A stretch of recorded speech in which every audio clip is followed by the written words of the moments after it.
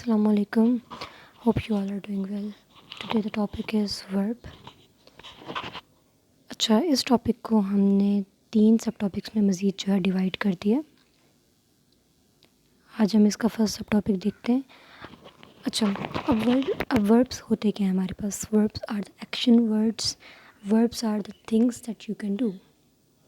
Basically anything that you can do comes under the term verb. कुछ भी आप करोगे तो वो होता है verb. Can you run? Yes. So run is a verb. Can you eat? Yes. So eat is a verb. And can you write? Yes. So write is a verb too. अब हमने ये चीज़ देखनी है कि आई यू वी दे के साथ हम verbs की प्लेसमेंट कैसे करते हैं. आई यू वी दे के साथ हम यूज़ करेंगे वर्ब. तो वर्ब के साथ आपने वर्ब की आपने प्लूरल फॉर्म यूज़ करनी है, सिंगुलर फॉर्म नहीं यूज़ करनी. मतलब एस और ई एस का इजाफा नहीं करना. I run in the park. You eat pizza. We walk to my school. They go to school. They play with my friend. यहाँ पर कहीं पर भी I runs, you eats, we writes नहीं, ऐसा नहीं होगा. ये कुछ बहुत ही बेसिक बातें आप लोगों को ऑलरेडी पता भी होंगी. इसी के बरक्स अगर हम देखें ही शी इट के साथ तो हम एस और ई एस का इजाफा करते हैं ही और ही शी इट के साथ. जैसे he runs in the park, she Yeats pizza, it plays well या इट गोज़ वेल, इस तरीके से. ओके. अब जो वर्ब है मैंने क्या बताया था कि वो किसी भी स्टेट ऑफ एक्शन को या कुछ भी हो रहा होता है उसको डिस्क्राइब करते हैं. अब वर्ब्स की क्या क्या टाइप्स हैं हमारे पास? Transitive, auxiliary, regular, irregular, action, intransitive and modal verbs. अब इन वर्ब्स को हम वन बाय वन देखते हैं कि इन वर्ब्स की बेसिकली डेफिनेशन क्या है और इनका बेसिक मीनिंग क्या होता है. अब सबसे पहले हम देखेंगे कि एक्शन वर्ब्स हमारे पास क्या होते हैं. So action verbs, these verbs express the physical और द मेंटल एक्शन. देखें, कुछ भी आप कर रहे होंगे तो वो आपके एक्शन वर्ब्स होंगे. रन, थिंक, रीड, कुछ भी. इनट्रांजिटिव वर्ब्स कौन से होते हैं? जो डायरेक्टली, जिनको ऑब्जेक्ट की ज़रूरत नहीं होती. अब इस बात का क्या मतलब है कि I sleep, I laugh, I cry. मुझे किसी ऑब्जेक्ट की ज़रूरत पड़ी है? नहीं पड़ी. ठीक है. She laughs, there is no object receiving the action of laughing. समझ आई बात की. इसी के बजाय अगर हम ट्रांजिटिव देखें तो ट्रांजिटिव ऐसे वर्ब्स होते हैं जिनको ऑब्जेक्ट की ज़रूरत होती है. ओके. जैसे राइट, अगर मैं बोलूँ आई राइट तो इस ऑब्जेक्ट. अच्छा, अब ये बात अगर आप लोगों का क्वेश्चन होगा कि अगर सिंपल में लिखूँ आई राइट में लिखती हूँ तो ये सेंटेंस में तो ठीक है. हाँ ठीक है, बिल्कुल ठीक है. लेकिन इस सेंटेंस में आपकी अपनी मर्ज़ी है ना कि आप वर्ब लगाओ या ना लगाओ. बेसिकली इस वर्ब को ऑब्जेक्ट लगाओ या ना लगाओ, लेकिन इस वर्ब को ऑब्जेक्ट की ज़रूरत तो है. लेकिन अगर हम इनट्रांजिटिव के केस में जाएं तो वहाँ तो ऑब्जेक्ट आप लगा ही नहीं सकते हो. Even if you want, you can't just place any object in front of this kind of verbs. But in case of transitive verbs it is your choice, or you can place the verbs, the objects actually in front of verbs. Okay. So paint के बाद भी आपको कोई ना कोई object place करना है, ईट के बाद भी प्लेस करना है. तो क्या बात हमें समझ आई कि इन ट्रांजिटिव वो होते हैं इन, यानी कि नो, उनको वर्ब्स, उन्हें ऑब्जेक्ट्स की ज़रूरत नहीं होती है. लेकिन ट्रांजिटिव वो वर्ब्स होते हैं जिनको ऑब्जेक्ट्स की ज़रूरत होती है. ये चीज़ क्लियर हो गई. मॉडल वर्ब्स क्या होते हैं? These verbs express possibility, necessity और ऑब्लिगेशन. अब ये वर्ब्स हमारे पास पॉसिबिलिटी, नेसेसिटी, ऑब्लिगेशन को एक्सप्रेस करते हैं. जैसे can, could, may, might, must. Okay.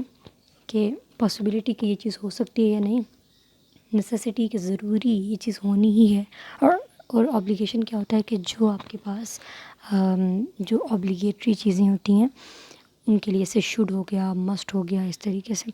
For example, you must try this food express the necessity और ऑब्लिगेशन. तो ये हमारे पास मस्ट क्या है? एक मॉडल वर्ब है.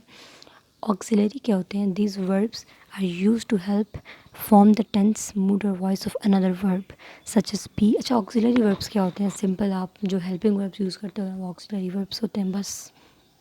ठीक है.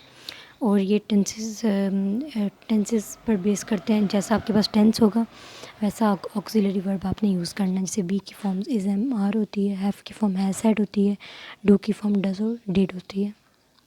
जैसे यहाँ पर एग्जांपल के तौर पे हमने क्या यूज़ किया, I am writing a letter. तो एम क्या है, एम आपके पास बी की फॉर्म है, बी ऑक्सिलरी की ये एक फॉर्म है, ठीक है, और प्रेजेंट कंटिन्यूस टेंस में यूज़ हो रही है। इसके बाद हम देखते हैं कि रेगुलर और इरेगुलर वर्ब्स क्या होते हैं, ठीक है। पहले हम देखते हैं रेगुलर वर्ब। तो रेगुलर वर्ब सिंपल हमारे पास वो वर्ब्स होते हैं जिनकी अगर हम लोगों ने लाइक पास्ट फॉर्म बनानी हो तो हम उस पर सिंपल ईडी का इजाफा कर देते हैं, ठीक है, रेगुलर फॉर्म्स। लेकिन अगर मैं इरेगुलर वर्ब्स की बात करूँ तो ये ऐसे होते हैं कि जिनमें आप ईडी और डी का इजाफा नहीं करते हो, बल्कि इनकी जो पास्ट फॉर्म्स होती हैं, जो फ्यूचर फॉर्म्स होती हैं, लाइक सेकंड और थर्ड फॉर्म इनकी जो होती है वो हमारे पास डिफरेंट होती है, ईडी और डी का इजाफा उसमें नहीं होता, ओके। जैसे यहाँ पर क्या है, गो, वेंट, गॉन, टेक, टुक, टेकन, यानी हर एक फॉर्म ही डिफरेंट है। बट यहाँ पर तो रेगुलर में तो ऐसे है ना कि जस्ट ईडी और डी ऐड कर लो तो आपके पास सेकंड और थर्ड फॉर्म बन जाती है, ओके। इस तरीके से run, ran, run, base form, walk, walked, okay. So अब हम आगे अपनी फ़ाइल की तरफ वापस से, ये सारे वर्ब्स मैंने आपको समझा दिए, action, transitive, intransitive, auxiliary, model, regular, irregular, okay. अब हम जाते हैं और देखते हैं फॉर्म्स, ओके। सो वर्ब की बेस फॉर्म गो है। इन्फिनेटिव, इन्फिनेटिव क्या होता है, सिंपल किसी भी बेस फॉर्म के साथ आपने टू का इजाफा करना है तो वो इन्फिनेटिव बन जाता है बस, ठीक है। सिंपल फॉर्म इसकी क्या होती है, गो या गोस। सेकंड फॉर्म क्या होती है, went form, went. And past participle क्या होता है, गॉन। और प्रेजेंट पार्टिसिपल क्या होता है, गोइंग। प्रेजेंट पार्टिसिपल सिंपल क्या होता है, बेस फॉर्म प्लस आईएनजी। इसी तरीके से हैव का to have, has, have, had, having. Do का टू डू, डज, डिड। और बी का भी इसी तरीके से to be, is, am, are, was, were, been, being. इसके बाद हम बात करते हैं रेगुलर और इरेगुलर वर्ब्स की। हमने क्या देखा कि रेगुलर वर्ब्स और इरेगुलर वर्ब्स में क्या डिफरेंस है। रेगुलर वर्ब्स और इरेगुलर वर्ब्स में ये डिफरेंस है कि रेगुलर वर्ब्स आपके पास ऐसे होते हैं जिनमें ई डी ओ डी होता है, जबकि इरेगुलर ऐसे वर्ब्स होते हैं जिनमें ई डी ओ डी नहीं होता। तो यहाँ पर जितनी भी एग्जांपल्स हैं ये आप देख सकते हैं, okay. Back, backed, be, was, were, been. Choose, chose, chosen. Go, went, gone. Know, knew, known. ये एक लिस्ट है, इस लिस्ट को आप देख लें, जो भी इसमें से मोस्टली आपको आते होंगे, लेकिन अगर कोई चीज़ आपके लिए न्यू है तो इसमें से देखें और इसको याद कर लीजिए, okay. Win, won, won. Sing, sang, sung, सारे कॉमन ही हैं इसमें, ओके। अच्छा, हमने इसके बाद देखना है कि आपके पास ट्रांजिटिव और इंट्रांजिटिव क्या होता है। हमने क्या पढ़ा था कि इन मानी नो, यानी इंट्रांजिटिव वर्ब को ज़रूरत ऑब्जेक्ट की नहीं होती, जबकि ट्रांजिटिव वर्ब को ऑब्जेक्ट की ज़रूरत होती है। अब लाए और ले का एक बहुत बड़ा फ़र्क होता है, हम ये देखते हैं। अब देखो, लाए का क्या मतलब होता है, to be in the horizontal position, किसी भी चीज़ को हॉरिजॉन्टल पोजीशन पर पड़ा होना। लेकिन ले का क्या मतलब होता है कि किसी चीज़ को रखना, टू पुट और to place something in a flat और हॉरिजॉन्टल पोजीशन, ओके। रिपीट करती हूँ, लाई का मतलब क्या होता है, किसी चीज़ का हॉरिजॉन्टल पोजीशन में पड़ा हुआ होना, जबकि ले का क्या मतलब होता है, किसी चीज़ को हॉरिजॉन्टल पोजीशन में रखना, ओके। अब लाई इंट्रांजिटिव है तो लाई को ऑब्जेक्ट की ज़रूरत नहीं पड़ेगी। लाई प्रेजेंट टेंस है, पास्ट टेंस इसका ले है और पास्ट पार्टिसिपल इसका लेन है। I need to lie down, the dog lay on my bed and felt sleep. दोनों सेंटेंसेस में आप देख सकते हो कि हमें ऑब्जेक्ट की ज़रूरत नहीं पड़ी। जबकि ले की बात करें तो ले में आपने क्या अब ले की क्या, ले, lead, laid. I lay my head on the table, head object की ज़रूरत पड़ी। She laid the blanket on the bed. दोनों सेंटेंसेस में हमने क्या देखा कि किसी चीज़ को रखा जा रहा है। आई ले द हेड, मैंने अपने सर को रखा टेबल के ऊपर। She laid the blanket, blanket को रखा बेड के ऊपर। तो ये क्या है, ले।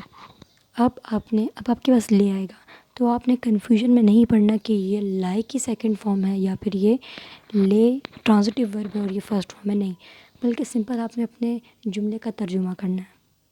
अगर तो वो जुमले का मतलब सीधा ये होगा कि हॉरिजॉन्टल पोजीशन पर चीज़ पड़ी हुई है, तो इट मीन्स ये क्या है, इंट्रांजिटिव वर्ब है, और ये इंट्रांजिटिव वर्ब की सेकंड फॉर्म है, यानी लाई की सेकंड फॉर्म जो कि ले होती है।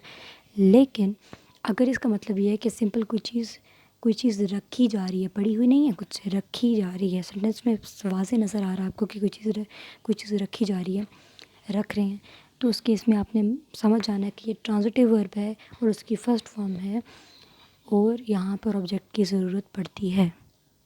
ओके, ये कॉन्सेप्ट क्लियर हो गया। अब ये है कि आज के लिए इतना ही, नेक्स्ट हम पढ़ेंगे सेकंड सब टॉपिक में। सो इस सब टॉपिक में आपको कोई भी कन्फ्यूजन हो तो आप लोगों ने पूछना है और अच्छे से इसकी प्रैक्टिस करें। अल्लाह हाफ़िज़।